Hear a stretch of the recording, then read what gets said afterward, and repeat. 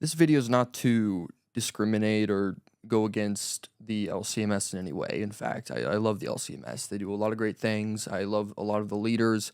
They do a fantastic job with constructing our synod and doing a great job of trying to spread wisdom and leadership amongst all our churches. I'm really grateful for that.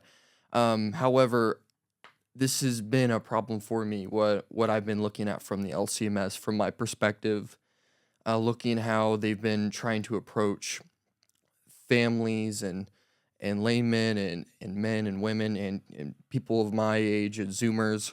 Um, I've been kind of questioning that a little bit and for how they're making that approach or not being aggressive enough or even trying at all for trying to get younger men into our church, checking us out, trying to look into Lutheranism or even just keeping young men in the congregation.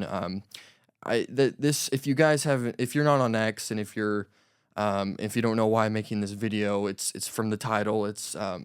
The title explains itself, and then also um, the LCMS official account on X locked out on X, and it's no longer available. It's been archived, as they said, and they're just the bio description from the LCMS saying that they've locked the account. They're no longer using it, and they recommend everyone from the LCMS for further content on social media to look at Instagram, Facebook, and a couple other places in YouTube to pursue different places other than X. And so this is a pretty interesting move in my opinion because of how much young men are using X, the platform now in the last like 6 or 8 months. How that's skyrocketed, especially not from just the young men's perspective of X, but also of just people in general using it as information, news, and sending out articles, trying to give out information as best they can, and how um, X has been doing such a great job of like maintaining freedom of speech, being able to give everyone a voice, and also trying really hard to spread out true information as well, as trying to make sure nothing too bad is going on over. Um, so I've been talking to a lot of people on X and different people that I know and talking about this issue. And there's a lot of different opinions about it. I've talked to a couple close people to me about what they think about it. Some people on X are talking about how this is a good move to get away from like the corn bots, the discrimination, all the really aggressive people on X. It's good that the LCMS is staying away from that. That's the reason why they're staying away from X, and I'm not really sure about that perspective because, I mean, if we're continuing to put information out, blogs and posts and content on X and on Instagram and Facebook, well, I mean that's just as bad as X, if not worse. And so that's not really likely why they did it. I think if you're wanting to spread the gospel, you're wanting to spread information out to the people that are in our congregations and our synods, and if you also want to reach out to new people, then and you're willing to do that on the internet, it shouldn't really matter where you do it, if especially on a big social media platform. So if you're comfortable doing it on Instagram or Facebook, you can definitely do it on X. There's no reason you can't pick one or the other.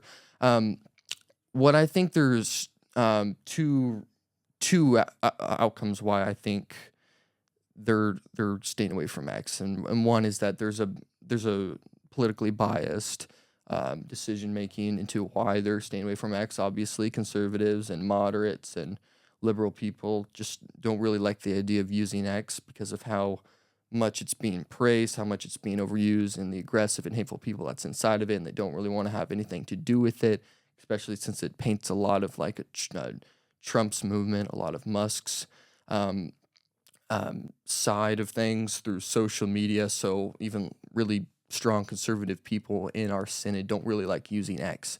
Um, so I find that more believable, especially since our synod's not exactly like extremely conservative. I do think there's a bit of a more moderate side of our synod, and especially from the leadership of it.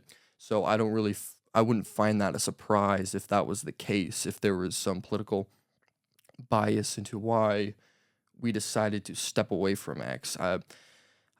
Or the second thing, which is probably most likely, is that they don't want to.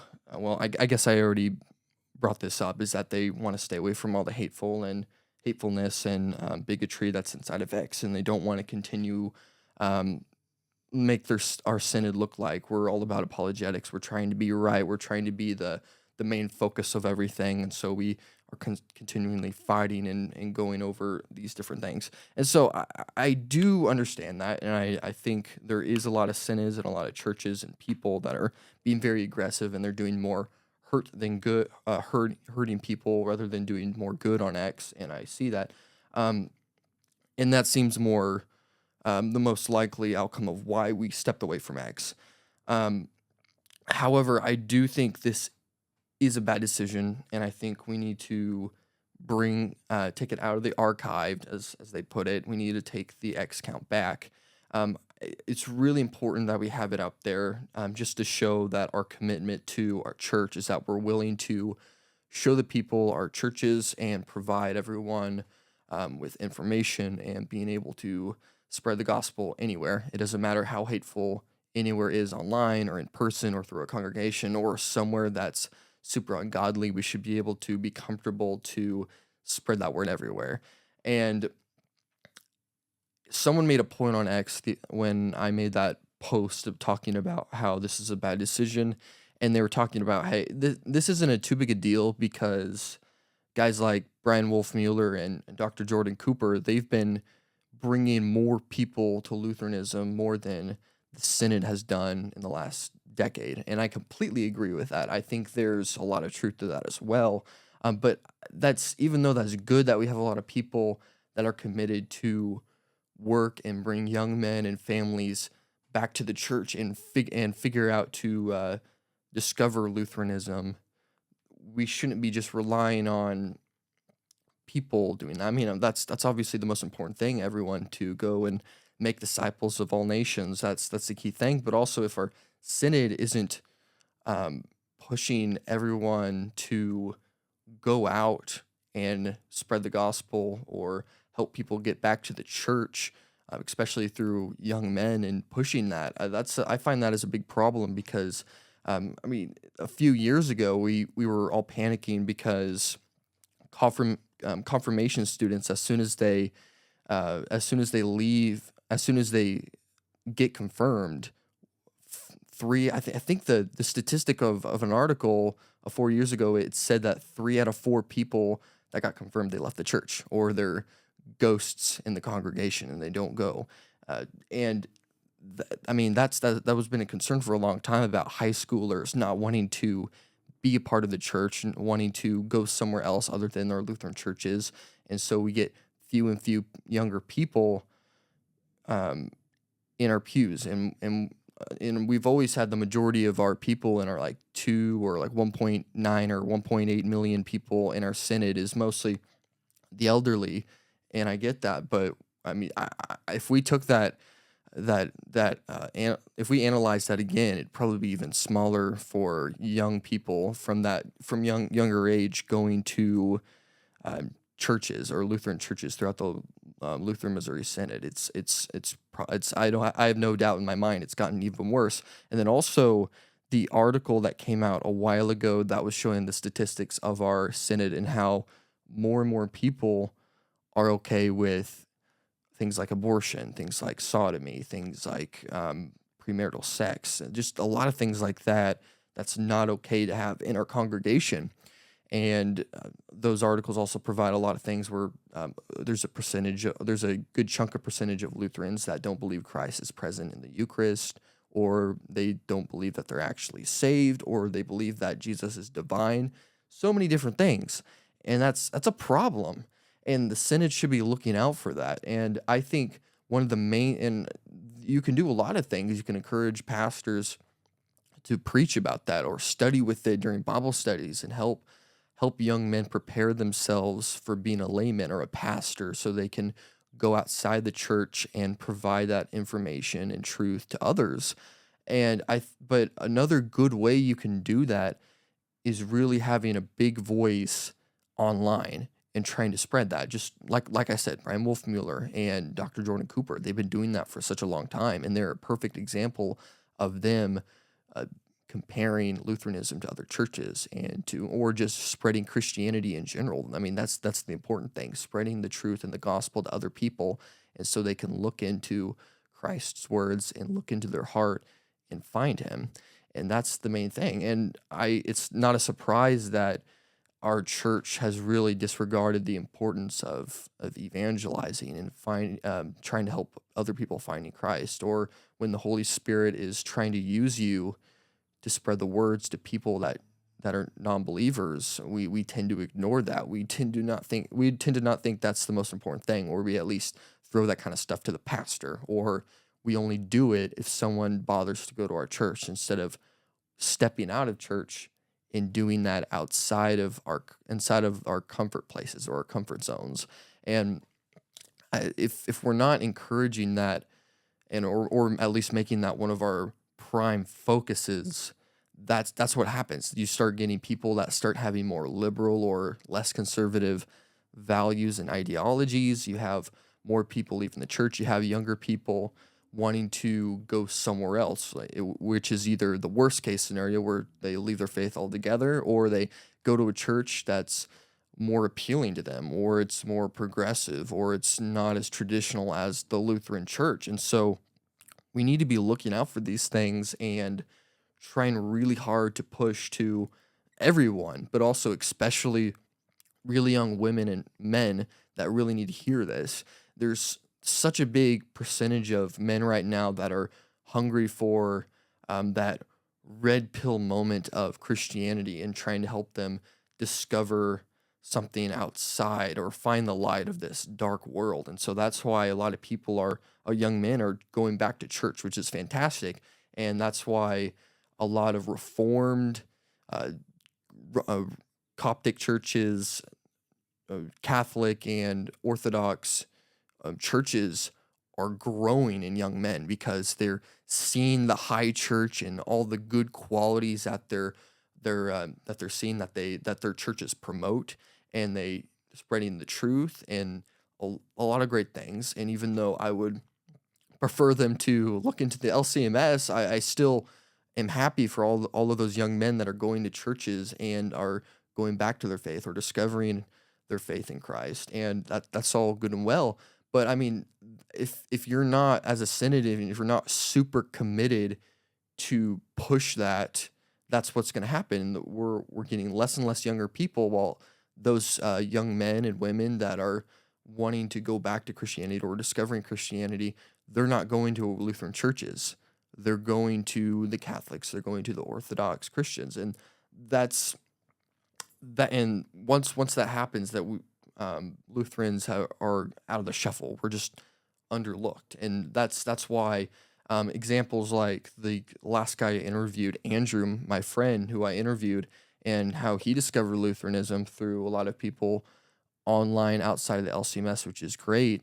But a lot of people that I've heard that were from another church or were non-believers, and they discovered the LCMS, it's never from our synod promoting anything. It's mostly just watching different videos, or people or just comparing different churches and what the LCMS provides. And so it's really bad if the only time people are discovering your church is when someone that's already Christian and they're unsatisfied with the church that they're in, and they see the LCMS being compared to someone else, and then you look into it. I mean, anytime we can get someone else back into an LCMS church, that's fantastic, but that's really bad if that's the only time our church is being discovered, the only time when other Christians are looking into our church. And that's not just from like the online perspective. I really do think it's a big problem with people in our congregation. I think Lutherans now are 100 times better at helping people see Lutheranism and switching churches, rather than just good old fashioned evangelizing and spreading the gospel. We don't do that at all. And I think almost every other big denomination is starting to adapt online and in person, being able to find people being able to go into uncomfortable, ungodly places and try to spread the truth. Obviously, evangelical Christians or non-denom or Assemblies of God, they're thriving of this because, for one thing, they really thrive on emotional experience, which is that's a big thing for a lot of people now because they're tend to be in trouble emotionally or they're damaged psychologically. That's kind of the churches that they really look at and they get satisfied with. And Lutherans, we try to stay away from that because we think that's yucky Christianity.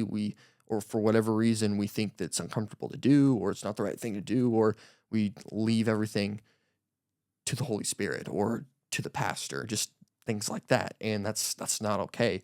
And I from just everything my perspective, I mean like of all and seriously, Facebook and Instagram, that's the one those are the places we're going to focus the most online.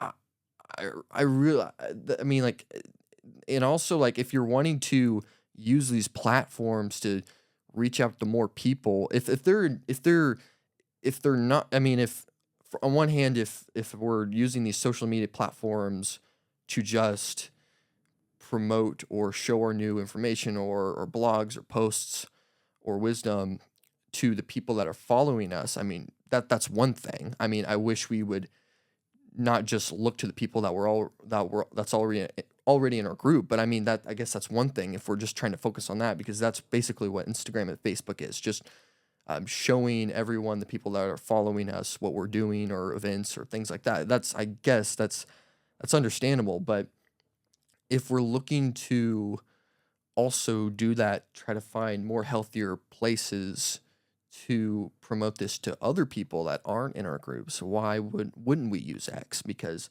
X is one of the is basically the number one place to show information to other people. That everyone's using it now. Young men are using it more than ever. I mean, it's still a toxic waste dump. I mean, it's always been that way, but ever since like the last year and how X has changed, it's way easier and more efficient to show information to people that don't know about Christ or don't know about Lutheranism. It's a great way to spread that information to others. I think it's a really good idea to preach the gospel anywhere you can. I That's why I use X so I can promote the podcast so people can listen to guys like Wolfmueller or Pastor Fisk and hear these really profound, satisfying, very Christ-led conversations that help us get us closer to God. And I'll conclude this podcast by saying it's not the end of the world if we just stop using X. I mean, our whole synod isn't going to fall away if we stop using X. But I mean, if we're wanting to try to grow our synod and not see us losing numbers, we need to be comfortable to talk about Christ and scriptures everywhere. And if we're wanting to adapt like everyone else is doing and help us grow in numbers and help expand Christ's kingdom even more through our church and our synod, we have to be able to go everywhere. We have to be able to encourage others and not just pastors, but laymen and families to grow. We need to not just use our very useful sources like the Large and Small Catechism and just say, hey, we got these great resources. So if you ever want to look into it with us, you can't. No, we need to be throwing these out everywhere. We need people that have never read these things and look into them and be more awakened of things that Lutheranism provides. And to do that, we need to have a bigger voice. And I know when people listen to this, they're going to cringe at me because Lutherans really don't like having a big, loud voice because we look obnoxious. It looks like we're trying to intimidate people. We're trying to look very aggressive and angry. But I mean, that's not the point. We're trying to spread the gospel any way we can, trying so hard to help other people see the truth and the light, whatever it takes. Anytime where if we're using the word in the wrong way or for abusing Christ's words or anything, that's where we go wrong. But I mean, anytime where we get the opportunity to spread the truth of what it is in context, we should take advantage of that all the time. And anytime we see that chance, or if we feel like we can't do it, do it. We need to be, even though if we don't want to do it, we should do it because I'm thankful for Christ using his wisdom and guidance to my parents and helping me be baptized as an infant. I'm very grateful to be a part of the LCMS for the past almost 20 years, and I'm super grateful for that. But I want that for other people as well. I don't want that just for the people that are already in my synod and try to bring people that left back. I want more and more people to know what that is, to that feels like, feel the feeling of what baptism does for your soul and what the Lord's Supper does for you when you go to church, or what these gospel teachings mean at our a local Lutheran church, showing us that Christ will return and he's coming for you and he's coming to protect and love and cherish you forever. And that's not just from the past and the future, but also the present. And in order for people to listen to that, we need to spread the gospel wherever it takes. So if anyone that is able to show this video to the LCMS, or if someone from a leader sees this, I please urge you to bring it back. I know I saw some comments from people saying that the person that was ahead of the Lutherans account on X maybe quit or found another job, and I guess that's understandable, if that's true or not, and if that's the only reason why we're not having our X account right now, then I'll sign up for it. I'll get ready, or try to find someone else. Don't think of it as a good thing to walk away from a platform even if it just seems like it's good to walk away from hatefulness and ungodliness. Don't be afraid to spread that truth anywhere, because online is one of the most useful ways to show people our teachings, and we need to be spreading it around everywhere. So if anyone can show this video to others, please do. This isn't just about just trying to bring back an X account, because I mean this is a lot more bigger than just trying to spread teachings online. It's about teaching the gospel everywhere, just everywhere, in person, online, at church, at school, at your local library, everywhere. We need to keep people spreading the truth, and we can't be afraid to do that. And I appreciate my brothers and sisters that are comfortable of doing this, and I pray for the people that aren't comfortable yet to find courage of doing it, so more people can listen and hear about the teachings of Christ. So thank you guys for listening to it. I will see you next week.